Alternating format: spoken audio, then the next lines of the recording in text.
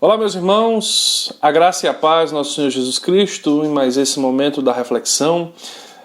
Seja muito bem-vindo aqui ao canal Fé em Foco. Estamos aqui transmitindo toda semana uma mensagem do Senhor e, como os irmãos sabem, nós estamos numa série de estudos na pastoral, na carta de Paulo a Tito, ao qual ele chama de seu filho na fé, assim também como ele se refere a Timóteo. Então, as pastorais são cartas de um pastor a outros pastores. Então, nós temos dentro das cartas chamadas pastorais a primeira e a segunda carta a Timóteo e a carta de Paulo a Tito. Então, são essas a composição das pastorais, e nós estamos falando sobre a carta de Paulo a Tito.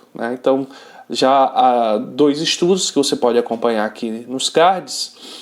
Nós estamos falando sobre essa carta, sobre essa tarefa, da qual Paulo acabou incumbindo aquele que ele chamou de filho na fé. E devemos lembrar, meus irmãos, que essa questão do filho na fé, trazida por Paulo a esses 2 jovens, esses 2 jovens pastores, se dá ao aspecto também de que Paulo teria discipulado esses jovens e instruído eles de alguma maneira durante o processo da caminhada cristã. Então, Paulo está aqui já um Paulo idoso, temos aqui Paulo já mais maduro, até a sua linguagem mais madura comparada às suas primeiras cartas. Então, Paulo está aqui há poucos momentos ou anos de findar a sua jornada, e Paulo está preparando, Paulo já sabe que o seu fim está próximo, e por isso provavelmente está preparando esses jovens que darão prosseguimento à tarefa ministerial, ao ministério da pregação da palavra. Então Paulo os instrui naquilo que deve ser feito. E devemos lembrar também outro aspecto que precisamos lembrar, meus irmãos, é que a igreja está em largo desenvolvimento. A igreja está crescendo. Nós temos aqui uma igreja que não está mais sofrendo com as primeiras perseguições. As primeiras perseguições estão diminuindo e a igreja está entrando no processo agora de organização. As igrejas que antes eram em casas agora estão começando a sofrer algumas organizações. E como nós vimos na semana passada, Paulo incumbiu Tito de dar prosseguimento àquela organização, lá na igreja que estava localizada em Creta, como nós vimos lá na semana passada, dos versos 5 a 9. E hoje nós vamos, meus irmãos, dar prosseguimento ao nosso estudo e à nossa leitura dos versos 10 até o verso 16. Então, abra aí a sua Bíblia para que possamos ler esse texto e em seguida vamos falar um pouco, expor sobre as informações que nós encontramos aqui nesse texto. Então, abra aí comigo aí na sua versão, na sua casa, onde você estiver assistindo esse vídeo, lá na Epístola de Paulo a Tito, ou na primeira carta de Paulo, ou melhor dizendo, na carta de Paulo a Tito, capítulo 1, e direcione seu olhar para o verso 10 e leremos até o verso 16. Amém? Então, acompanhe aí comigo a leitura, que diz o seguinte, o texto massorético aqui, que os irmãos sabem, foi um texto acrescentado posteriormente. Não há nenhum cunho de inspiração nesses títulos que nós encontramos nas nossas Bíblias. E às vezes eles ajudam, às vezes eles atrapalham, mas eles foram colocados aqui para nós termos um tipo de organização, pelos massoréticos. E diz aqui, os falsos mestres e as falsas doutrinas. Isso será importante para a nossa compreensão do texto nesse momento. E diz assim o texto: porque existe muitos insubordinados, pauradores, frívolos e enganadores, especialmente os da circuncisão. É preciso fazê-los calar, porque andam pervertendo casas inteiras, ensinando o que não devem, por torpe ganância. Foi mesmo dentre eles um seu profeta que disse: cretenses sempre mentirosos, feras terríveis, ventres preguiçosos. Tal testemunho é exato, portanto, repreendei-os severamente, para que sejam sadios na fé. E não se ocupem com fábulas judaicas, nem com mandamentos de homens desviados da verdade. Todas as coisas são puras para os puros. Todavia, para os impuros e descrentes, nada é puro, porque tanto a mente como a consciência deles estão corrompidas. No tocante a Deus, professam conhecê-lo, entretanto, o negam por suas obras, e por isso que são abomináveis, desobedientes e reprovados para toda boa obra. Esse é o nosso texto, meus irmãos. Curvemos as nossas cabeças e vamos orar nesse momento antes de começarmos o nosso estudo. Amado Deus, bondoso Pai, pedimos da Tua graça, Senhor. Precisamos da Tua mão sobre nós, Senhor, nos esclarecendo, nos iluminando, Deus, sobre a verdade da Tua palavra. Ó Pai, nos ajude, ó Senhor. Nos ajude a crescermos na graça e no conhecimento, Senhor. Nos ajude, ó Deus, a entendermos as Tuas doutrinas, aquilo que provém da Tua palavra. Ó Pai, é assim que nós oramos a Ti, em nome do Teu Filho amado Jesus. Amém. Amém, meus irmãos? E se os irmãos acompanharam a pregação ou a mensagem da semana passada, os irmãos se lembram e que Paulo havia dito a Tito que ele deveria ali continuar o processo de desenvolvimento, né, de organização da igreja e ali ordenar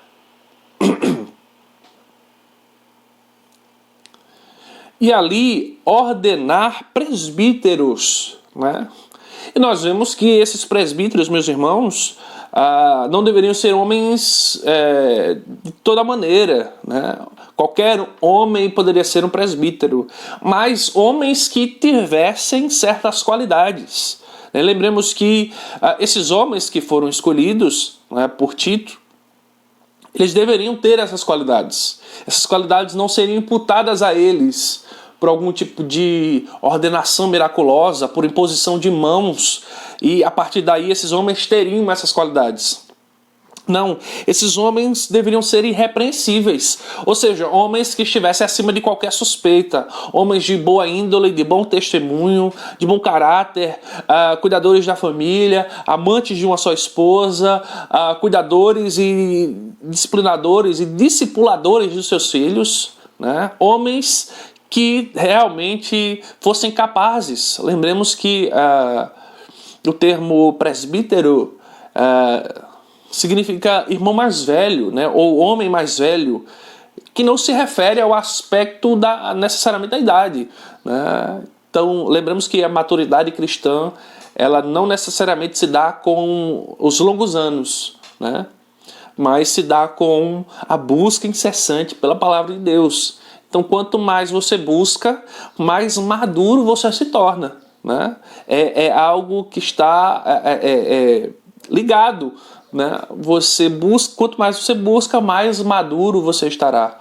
E esses homens presbíteros, né? Esses presbíteros que Paulo chama aqui, esses pastores também, poderíamos dizer aqui que seriam os pastores, né, de hoje, seriam esses homens qualificados, né? E Paulo dá uma série de qualificações, né?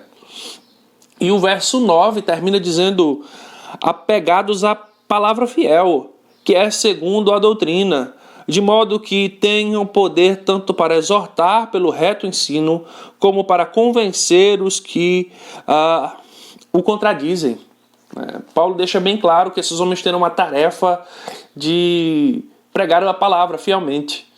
Paulo deixa bem claro que esses homens devem ser apegados à palavra fiel.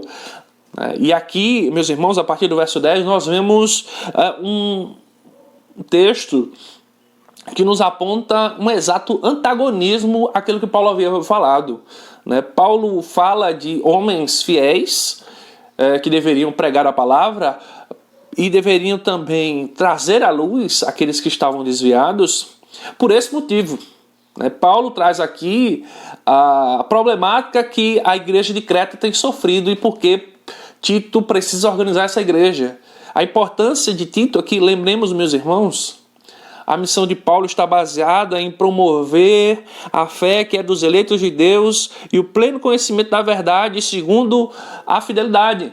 Lembremos disso, né? Está lá no verso 1 do capítulo 1. E Tito está ali com o mesmo propósito, as mesmas motivações de Paulo são as motivações de Tito, né? Paulo quer promover a verdade do Evangelho, né? E há um aspecto, meus irmãos, no promover a verdade que é combater a mentira, né? A verdade, ela combate a mentira. Então, Paulo traz isso à tona e Tito também está com essa mesma missão aqui nessa igreja, né? Então, esses homens devem ser fiéis à palavra. E o nosso texto aqui que nós vemos nos apresenta um outro tipo, né? O antagonismo, como eu falei, né? O contrário desses homens. E o porquê Tito deve escolher esses homens qualificados para combater esses outros, né? É isso que Paulo está dizendo aqui. Paulo inicia, meus irmãos, no verso 10, dizendo: porque existem muitos insubordinados, né?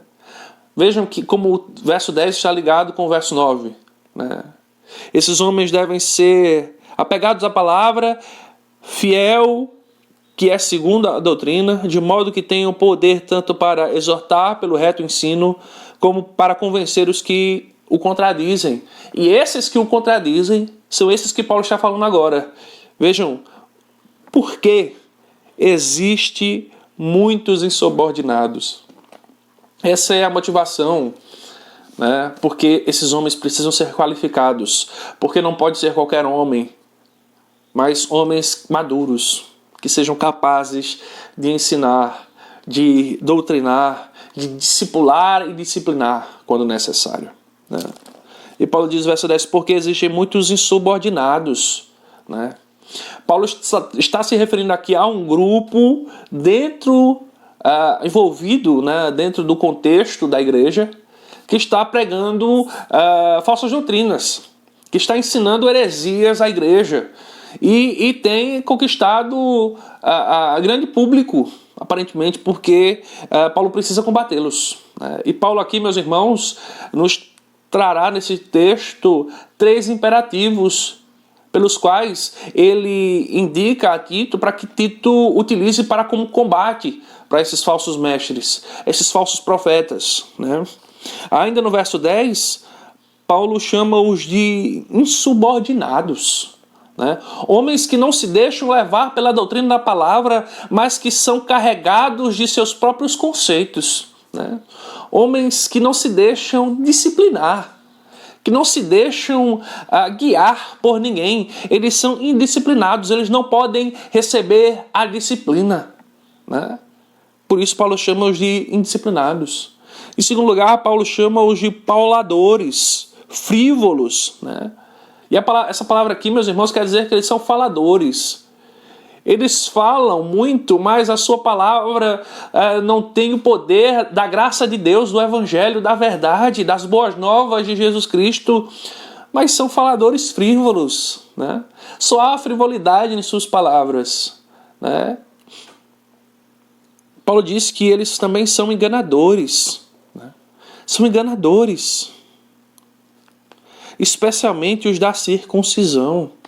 Veja, meus irmãos, que a palavra aqui, circuncisão, ela carrega 2 possíveis traduções, ou 2 possíveis significados.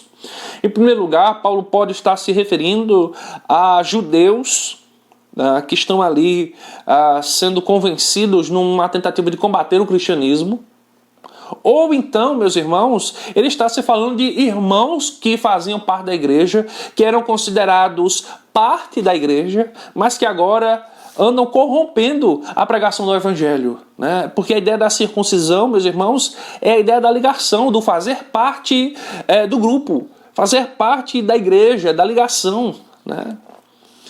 A circuncisão, lembrem, meus irmãos, a circuncisão judaica, né? A circuncisão de carne, ela era um aspecto que trazia a criança para o convívio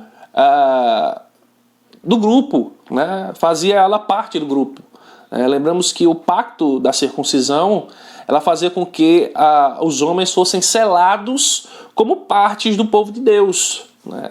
E Cristo traz um novo aspecto à ideia da circuncisão, que é a circuncisão espiritual. Aqueles que são introduzidos ao corpo de Cristo são circuncidados espiritualmente, né? Eles têm as suas carnes sacrificadas, né? O velho homem é sacrificado e agora o novo homem é circuncidado de coração, né? A circuncisão espiritual, ele agora tem um novo coração. Ele não mais se deixa levar pelo aspecto mundano, mas agora ele pertence a Cristo. E Paulo diz que esses homens provavelmente, se nós entendermos dessa forma, esses homens faziam parte da igreja, né? Eram irmãos em Cristo, foram doutrinados assim como outros, receberam do Evangelho, mas que agora eles estão corrompendo a pregação do Evangelho, né? E aqui no verso 11, meus irmãos, Paulo nos dá o primeiro imperativo, né? Dá o primeiro imperativo a Tito, né? De como Tito deve combater esses homens. E aqui é bem chocante o texto, meus irmãos, no verso 11. Paulo diz, é preciso fazê-los calar, né? Paulo está dizendo aqui, meus irmãos, de outra palavra, esses homens devem ser silenciados. Esses homens devem ser feitos emudecidos porque eles estão pregando falsas doutrinas, né? E veja, meus irmãos, Paulo nos diz aqui porque esses homens precisam ser feitos mudos, calados, né? Porque, ainda no verso 1, porque eles andam pervertendo casas inteiras. Vejam, o muito falar, o falar frívolo deles, meus irmãos, ainda assim, é um falar que é capaz de convencer, né? Tanto que eles têm convencido casas inteiras, famílias inteiras têm sido arrebatadas, né? Esses homenzinhos andam de casa em casa tentando convencer as pessoas através de um engano. E por isso Paulo diz, é preciso fazê-los calar. Diz mais, ainda no verso 11, ensinando o que não devem, por torpe ganância. A motivação desses homens, meus irmãos, não é converter pessoas a Cristo. Não é trazer pessoas à verdade do Evangelho, mas serem agraciados, serem enaltecidos, né? Paulo diz aqui por torpe ganância. Eles querem público, palco. Por isso esses homens, Paulo diz, é preciso fazê-los calar. É preciso fazê-los emudecer, que se calem. E Paulo diz aí no verso 12, foi mesmo dentre eles um seu profeta que disse, cretenses sempre mentirosos, feras terríveis, ventres preguiçosos. Veja, Paulo traz aqui uma citação de um profeta que surgiu dentro desse grupo, né, desses incircuncisos, né, que havia profetizado ou proferido tal profecia dizendo cretenses sempre mentirosos, feras terríveis, ventres preguiçosos. E Paulo diz aqui, meus irmãos, essa profecia cai bem para eles. Paulo diz no verso 13, tal testemunho é exato, né? Ele falou bem, porque essa é a realidade deles.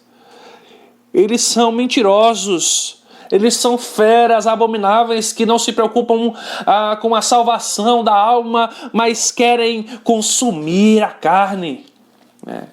Eles querem o ganho. Eles são feras terríveis, ventres preguiçosos, né? Não há um desejo por salvação daqueles que eles pregam, mas eles querem apenas o lucro, né? A vantagem. Por isso Paulo traz aqui o segundo imperativo. A segunda, meus irmãos, coisa que Tito deve fazer para combater, né, esses falsos mestres. Ainda no verso 13, porque, portanto, repreende-os severamente, para que sejam sadios na fé. Veja, meus irmãos, Paulo diz, olha, repreende-os.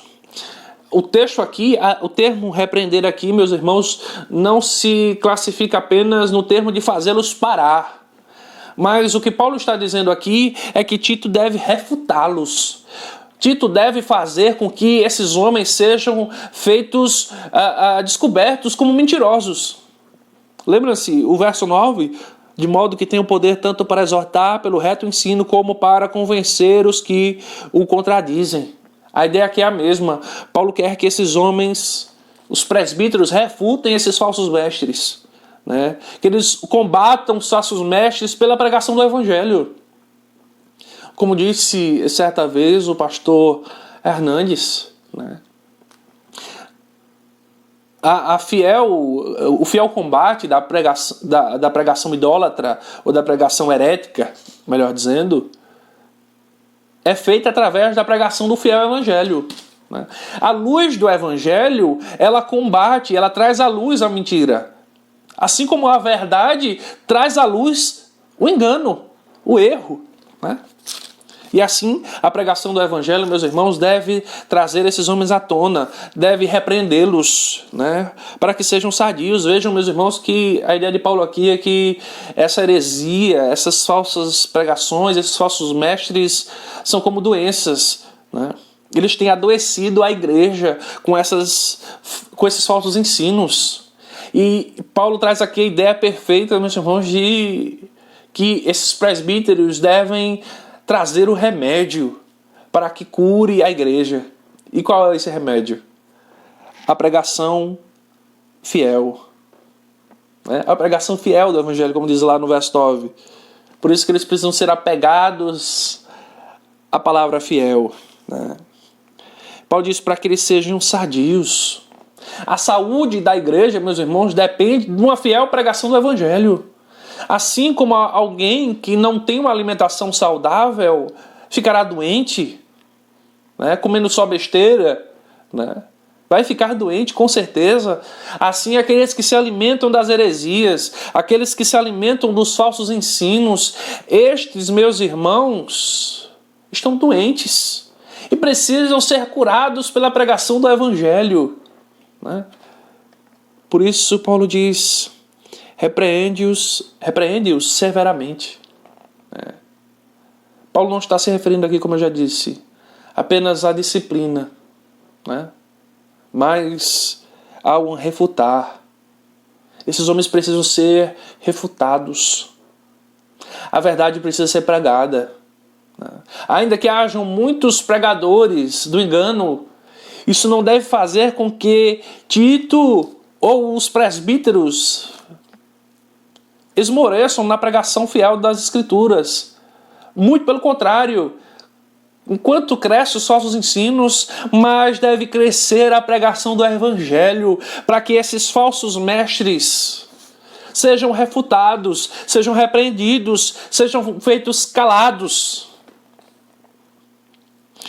Porque só a pregação do Evangelho, meus irmãos, trará saúde à igreja, trará um crescimento saudável. Lembre-se, a igreja está crescendo, então ela precisa cuidar agora, cortar pela raiz os problemas. Ela precisa combater agora, porque se ela deixar com que essas heresias, esses falsos ensinos cresçam na igreja, a igreja vai crescer numa igreja doente. Por isso Paulo diz, para que sejam sadios na fé, né? No verso 14, Paulo traz o terceiro ponto, o terceiro imperativo. E não se ocupem com fábulas judaicas, nem com mandamentos de homens desviados da verdade. Paulo está dizendo, meus irmãos, que esses homens devem ser feitos calados. Paulo está dizendo que esses homens devem ser refutados pela fiel pregação do Evangelho. E Paulo está dizendo que a igreja não deve dar ouvidos a essas pregações. A igreja deve ser capaz de discernir daquilo que é verdadeiro, daquilo que é falso. E repito, isso só é possível Porque esses homens devem ser apegados à fiel pregação, à fiel palavra. Né? Porque, meus irmãos, enquanto se está no erro, enquanto uma falsa doutrina é pregada, um falso evangelho é pregado, aqueles que estão sendo doutrinados têm aquilo como verdade. Né?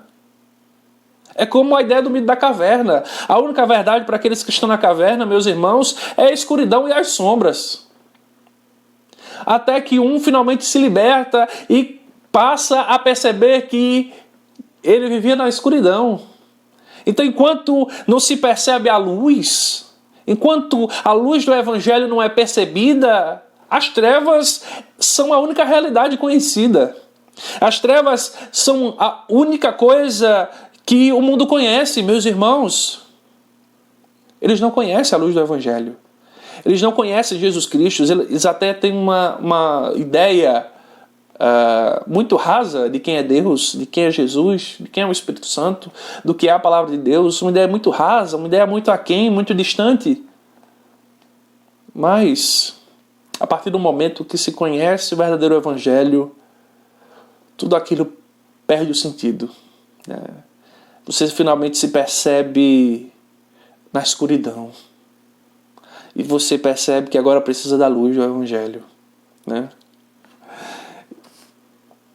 E aí Paulo diz a Tito, diga para a igreja que eles não se ocupem com fábulas judaicas, nem com mandamentos de homens desviados da verdade. Esses falsos mestres, meus irmãos, têm pregado muitas falsas doutrinas, com proibições de alimentação, com guardas desnecessárias, com sacrifícios desnecessários. E Paulo diz aqui, você não precisam ou não devem perder tempo com aquilo que não vem das Escrituras. Por isso Paulo diz aqui com mandamentos de homens. Paulo está fazendo justamente um contraponto àquilo que ele falou aos presbíteros. Que eles devem ser pegados à palavra, em contrapartida eles devem ser totalmente desapegados às fábulas produzidas por homens. Entendem? Eles devem se apegar ao evangelho e abandonar aquilo que não é o evangelho. Eles devem se aproximar da verdade de Deus, se afastar das mentiras. Por isso diz mandamentos de homens desviados da verdade. Vejam como Paulo traz isso de maneira muito clara, meus irmãos. O verso 9 e o verso 14. Apegados à palavra fiel, não se ocupem com fábulas judaicas. Abandonemos. Verso 15, meus irmãos. Paulo diz, todas as coisas são puras para os puros. Todavia, para os impuros e descrentes, nada é puro. Porque tanto a mente como a consciência deles estão corrompidas. E meus irmãos, e Paulo aqui está trazendo justamente à tona o conceito pregado por eles. Esses homens têm trazido as velhas doutrinas judaicas e composto com novas doutrinas produzidas por eles mesmos. Por isso, Paulo diz aqui, todas as coisas são puras para os puros. E nós lembramos aqui, meus irmãos, do texto da visão de Pedro, lá em Atos 10. Se você puder ir comigo, meus irmãos, lá para Atos 10. Atos 10, verso 15.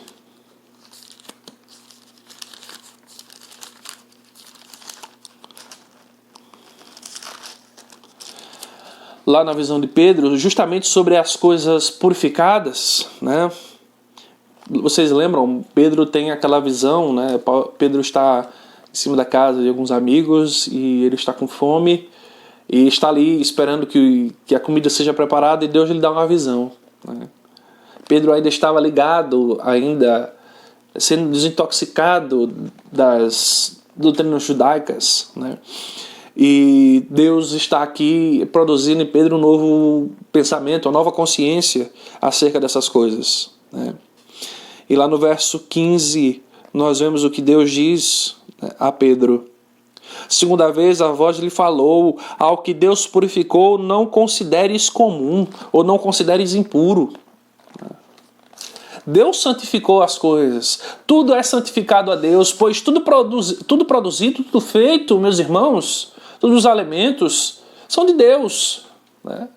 Lógico, há aspectos que nós devemos cuidar da nossa saúde, há coisas que nós devemos comer menos, outras mais, né? Termos uma alimentação balanceada, mas o que esses homens estavam dizendo aqui é que certos alimentos, certas coisas eram impuras. Mas eles esqueceram que Deus havia purificado todas as coisas. Tudo quanto Deus fez era bom.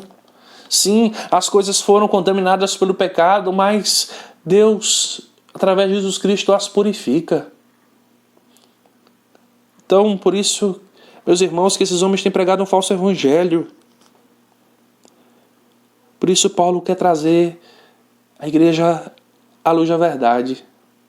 Porque, meus irmãos, enquanto a igreja estiver debaixo da luz da verdade, as trevas do engano, as trevas das falsas doutrinas não podem alcançar a igreja. Tá? Todas as coisas são puras para os puros. Todavia, para os impuros e descrentes, nada é puro. Porque tanto a mente como a consciência deles estão corrompidas. Paulo deixa claro que esses homens foram afetados, né, por uma inconsciência, né? Essas verdades, meus irmãos, não são apenas circunstanciais na vida desses homens, mas estão incrustadas em sua mente, né? Tanto a mente como a consciência deles estão corrompidas, né? Eles foram enganados por essas falsas doutrinas, né? Não compreenderam a verdade do Evangelho, corromperam a verdade do Evangelho e agora pregam falsas doutrinas. Paulo diz que eles são impuros e descrentes, né? Porque eles não creem em Jesus e por isso não são santificados, não são purificados, né? E ainda tentam trazer outros para si. No verso 16, meus irmãos, no tocante a Deus, professam conhecê-lo, entretanto, o negam por suas obras. É por isso que são abomináveis, desobedientes e reprovados para toda a boa obra. Vejam, meus irmãos, que esses homens vivem uma contradição. Eles acham que conhecem a Deus, né? E aqui nós somos impostos a uma falsa religiosidade. Lembre-se que a palavra religião quer dizer ligar, né? Ligar o homem a Deus, religare, né? E esses homens vivem uma falsa religião que, comparado com a verdadeira fé, é uma fé contraditória, porque eles professam conhecer a Deus. Suas doutrinas estão embasadas em afirmações que dizem ser provindas de Deus, né? Eles dizem, olha, Deus assim falou, Deus assim disse, assim falou o Senhor, mas eles de fato não conhecem a Deus, né? Eles professam conhecê-lo, entretanto, o negam por suas obras, pois a sua religiosidade é contraditória à verdadeira religião, à verdadeira fé. Porque se eles conhecessem a Deus, eles não estariam pregando essas doutrinas falsas. Eles não estariam, meus irmãos, praticando essas obras terríveis, corrompendo famílias inteiras. Faz-nos lembrar lá do texto de Mateus 15:8, esses homens me adoram com os lábios, mas seu coração está longe de mim, né? O coração desses homens está longe de Deus. Eles não conhecem verdadeiramente Deus. Eles acham, né, ou construíram uma ideia de Deus que seja mais aceitável aos seus propósitos. Mas eles não conhecem o verdadeiro Deus das Escrituras, meus irmãos. Eles negam que conhecem a Deus, né? As suas atitudes trazem à tona que verdadeiramente eles não conhecem a Deus. Eles pregam o Evangelho provindo de Deus, mas para aqueles que conhecem o verdadeiro Evangelho, é notório que as suas atitudes são contraditórias àqueles que conhecem a Deus. Por isso, diz Paulo, eles são abomináveis. Eles são verdadeiras abominações diante de Deus, meus irmãos, porque aqueles que conhecem a Deus pregam a verdade, mas aqueles que não conhecem são incitados a pregar a mentira. E esses homens são incitados a corromper. Por isso eles são abomináveis, são desobedientes, eles não obedecem à verdadeira palavra de Deus. Eles não buscam serem moldados pelas Escrituras, mas eles são desobedientes, eles estão desobedecendo o mandato de Cristo, de pregar fielmente as Escrituras, de não pregar aquilo que provém dos seus corações, de seus desejos, mas eles desobedecem. E por isso também, meus irmãos, eles são reprovados para toda boa obra. Né? Lembremos, meus irmãos, que Efésios 2 nos fala sobre aqueles que estavam nas trevas. Né? Vamos ler, abramos comigo, meus irmãos, Efésios 2, para que nós possamos compreender melhor. Voltemos aí algumas páginas. Efésios, capítulo 2. A partir do verso 8, meus irmãos.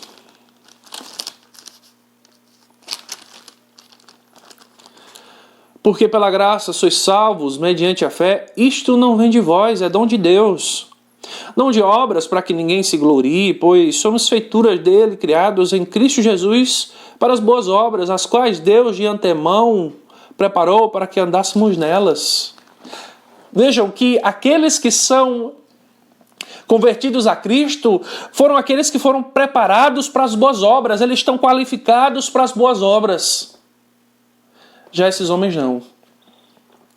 Esses homens foram reprovados. Enquanto o verdadeiro cristão ele é aprovado para as boas obras, o ímpio, o descrente, é rejeitado, é reprovado para as boas obras. As suas obras não valem de nada, elas não são produtos de uma verdadeira conversão. Elas são mais do que trapos de imundície. Elas são rejeitadas, são reprovadas para toda boa obra. Eles são incapazes de fazerem boas obras. E ainda que o fizessem, essas obras seriam totalmente rejeitadas. Por isso, meus irmãos, é tão importante que a igreja tenha homens e mulheres dedicados à palavra de Deus. Homens, pregadores fiéis, pastores fiéis, presbíteros fiéis, que combatam as heresias através da pregação do Evangelho. Hoje, meus irmãos, assim como no tempo de Tito, de Paulo, assim como lá na igreja em Creta, nós estamos totalmente, meus irmãos, cheios de falsos mestres que convivem no nosso meio e para o mundo eles estão no nosso meio, estão ligados no nosso meio. O mundo tende a colocar tudo como cristão, né? Tudo como crente. Eles não conseguem discernir. Mas nós precisamos combater, meus irmãos, como disse Paulo. É preciso fazer esses homens calar. É preciso refutá-los. E é preciso, meus irmãos, através disso, abandonar todas as fábulas judaicas da nossa igreja. Há igrejas, meus irmãos, com Arca da Aliança, com castiçais, com sacrifícios, Você escuta muito isso, Olha, sacrifique ao Senhor, que Ele certamente te dará. Olha, dê uma oferta ao Senhor e Ele vai ser obrigado a fazer. Meus irmãos. Olha, pegue aqui a sua toalhinha ungida. Olha, pegue aqui o seu tijolinho, a sua arquinha da aliança. Meus irmãos. Esses homens, como diz a palavra, eles são abominações. Eles são desobedientes. E eles são reprovados para toda boa obra. Por isso nós, como igreja de Deus, hoje, meus irmãos, precisamos entender. Precisamos buscar a verdade das Escrituras. Essa palavra, meus irmãos, não é apenas para termos em nossas estantes abertas em algum lugar da nossa casa, mas para que nós verdadeiramente conheçamos a verdade. E se conhecermos essa palavra, meus irmãos, nós jamais seremos enganados. Amém? Bem, meus irmãos, vamos orar mais uma vez, encerrando este momento. Amém? Amado Deus, bondoso Pai, graças te damos, Senhor. Te damos graças por tua misericórdia, por teu tão grato amor, tua tão grata misericórdia. Ó Pai, nos ajude. Nos ajude, Senhor, a não sermos levados pelos ventos de falsas doutrinas, a discernirmos sobre aqueles que verdadeiramente pregam o verdadeiro Evangelho, a buscarmos incessantemente a Tua Palavra, Senhor, e vivermos por ela, pela luz do Teu Evangelho. Ó Deus, nos ajuda, Senhor. Não nos deixes sermos doentes, uma igreja doente, mas uma igreja saudável, que se alimenta da Tua Palavra e que por ela cresce. Ó Deus, é assim que nós oramos a Ti, em nome do Teu Filho amado Jesus. Amém. Amém, meus irmãos. Nos vemos aqui semana que vem, se assim nosso Deus permitir. Até lá. Que Deus te abençoe. Tchau, tchau.